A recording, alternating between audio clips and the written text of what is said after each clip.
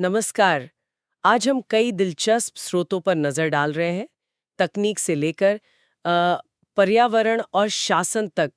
ऐसा लगता है हर तरफ तेजी से बदलाव आ रहा है और हम समझने की कोशिश करेंगे कि इन बदलावों के सबसे अहम मायने क्या हैं। चलिए पड़ताल शुरू करते हैं। हाँ, बिल्कुल। और देखिए, शुरुआत करते हैं भारत के अपने डिजिटल पेमेंट सिस्टम यूपीआई से।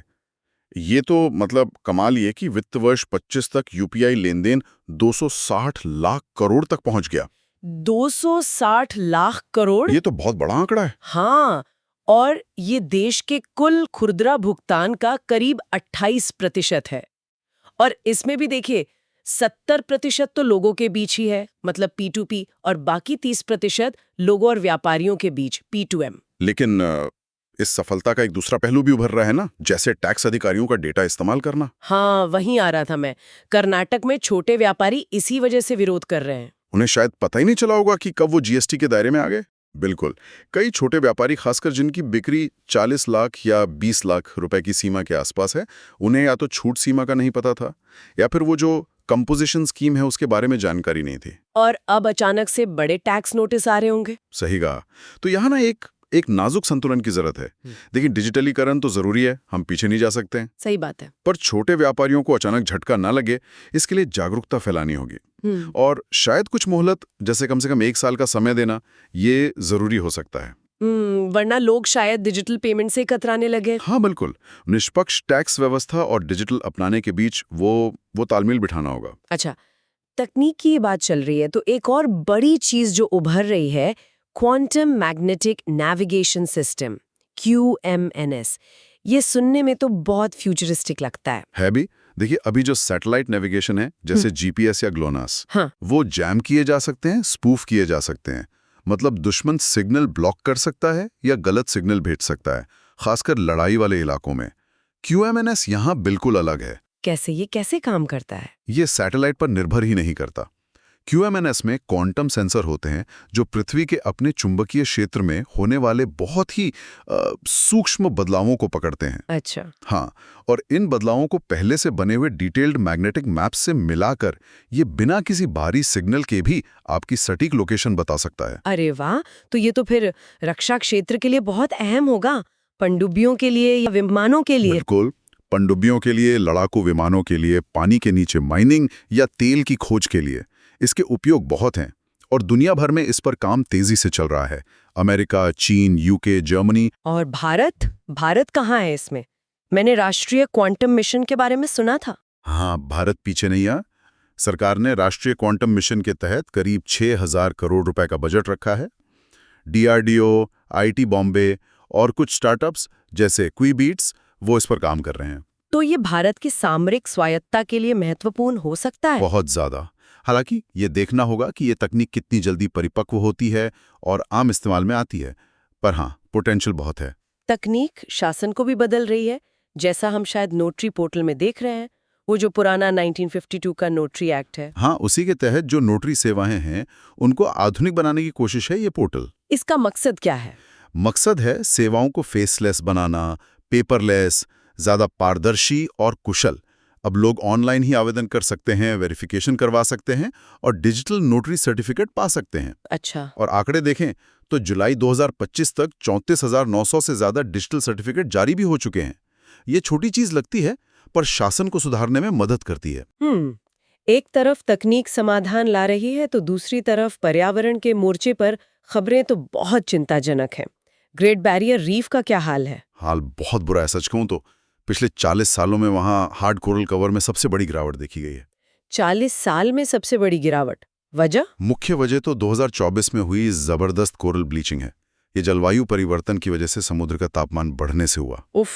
और ऊपर से समुद्री तूफान और वो कोरल खाने वाली स्टारफिश क्राउन ऑफ थॉर्न्स, उसने भी नुकसान पहुंचाया। एम्स यानी ऑस्ट्रेलियाई समुद्री विज्ञान संस्थान, उनके सर्वे के मुताबिक लगभग 48% रीफ, मतलब सोचिए करीब करीब आधा रीफ, उसमें गिरावट आई है। आधा रीफ? सबसे ज्यादा असर कहाँ हुआ? उत्तरी हिस्से में, वहां 24.8% की गिरावट आई है। और जो एक्रोपोरा कोरल होते हैं ना, जो रीफ की रिकवरी के लिए बहुत जरूरी हैं, वो बुरी तरह प्रभावित हुए हैं। और ये ब्लीचिंग की घटनाएं? वो अब बहुत जल्दी जल्दी हो रही हैं।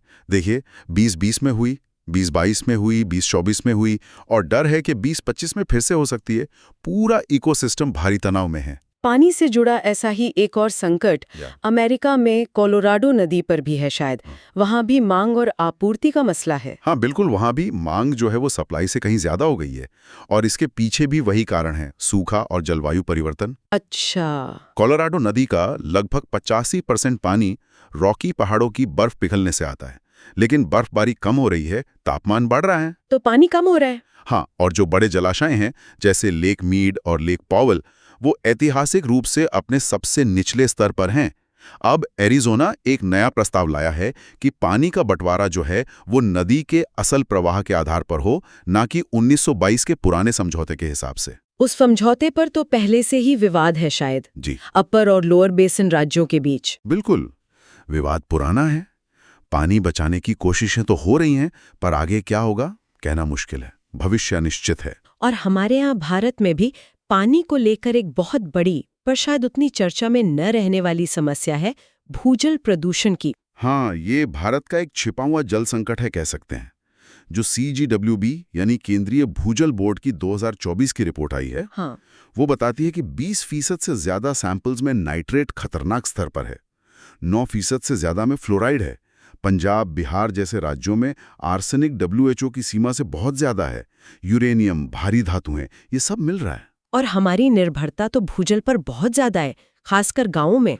बहुत ज्यादा, 85% से ज्यादा ग्रामीण आबादी पीने के पानी के लिए और करीब 65% सिंचाई भूजल पर ही निर्भर है।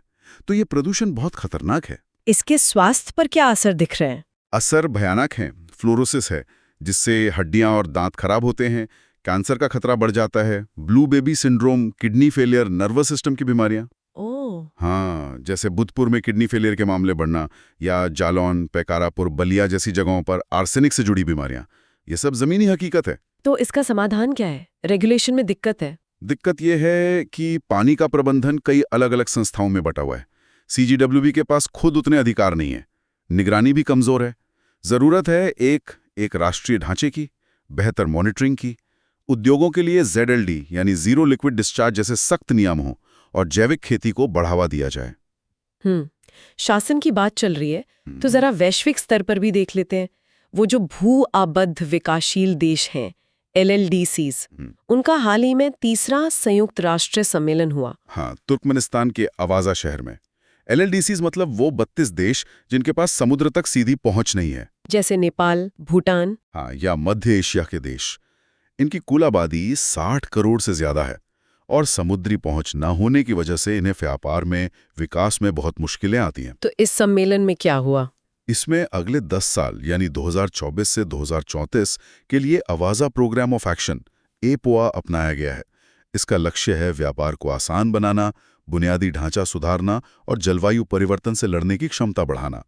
कोशिश यह है कि इन देशों की पहचान उनकी बाधाओं से ना हो, बल्कि उनकी क्षमता और उनके संसाधनों से हो। अच्छा, एक सकारात्मक सोच है। हाँ, और इसमें युवाओं, महिला नेताओं, निजी क्षेत्र सबकी भागीदारी पर जोर दिया गया है। और इसी तरह का सशक्तिकरण महिलाओं के लिए भारत में भी हो रहा है शी लीड्स कार्यक्रम के जरिए, है ना? बिल्कुल, ये UN विमेन इंडिया की बहुत अच्छी पहल है।